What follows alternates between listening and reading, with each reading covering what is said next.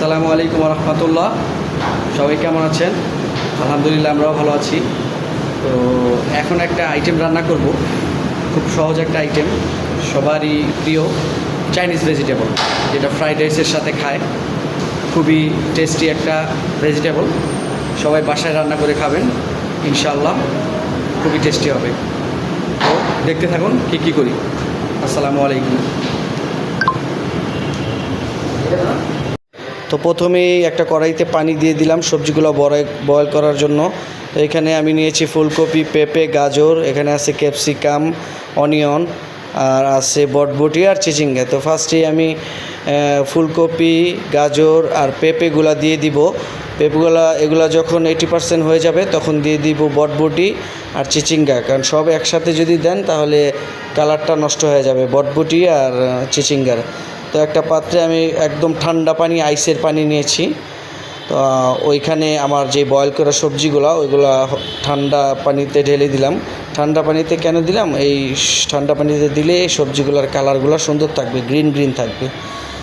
তো একটা কড়াই নিয়ে নিলাম, চাইনিজ কড়াইতে ফার্স্টে পরিমাণ মতো তেল দিয়ে দিলাম, সয়াবিন তেল।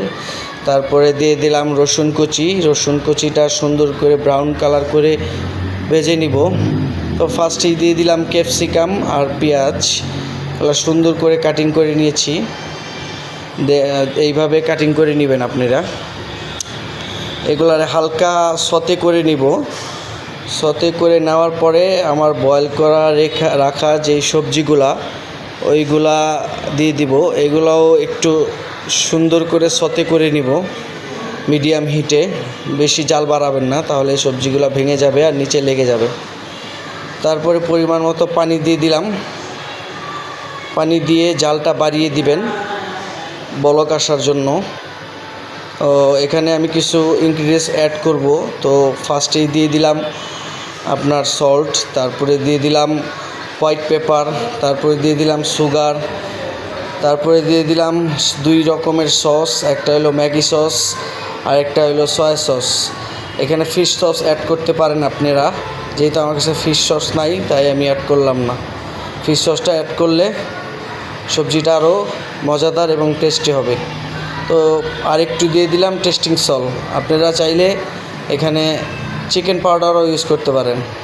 তো আমি এখানে টেস্টিং সল্ট ইউজ করেছি। তো আমার পানিটা ফুটে গেছে। এখন সুন্দর করে আগে থেকেই আমি কর্নফ্লাওয়ার গুলে রেখেছিলাম, তো কর্নফ্লাওয়ারটা দিয়ে দিবেন, পরিমাণ মতো কর্নফ্লাওয়ারটা দিবেন। বেশি দিলে কিন্তু সবজির কালারটা নষ্ট হয়ে যাবে। এই যে দেখুন কি সুন্দর একটা সবজি হয়েছে, চাইনিজ সবজি। তো আপনারা সবাই বাসায় এভাবে রান্না করে খাবেন, আর বেশি বেশি লাইক কমেন্টস করবেন, একটু ফলো দিবেন, আমাদেরকে সাপোর্ট করবেন। আশা করি সবাই ভালো লেগেছে এই সবজিটা, চাইনিজ ভেজিটেবল। কালারটা মাশাআল্লাহ খুব সুন্দর হয়েছে। সবাই ভালো থাকবেন, আমাদের জন্য দোয়া করবেন, আপনাদের জন্য আমরা দোয়া করি। আসসালামু আলাইকুম।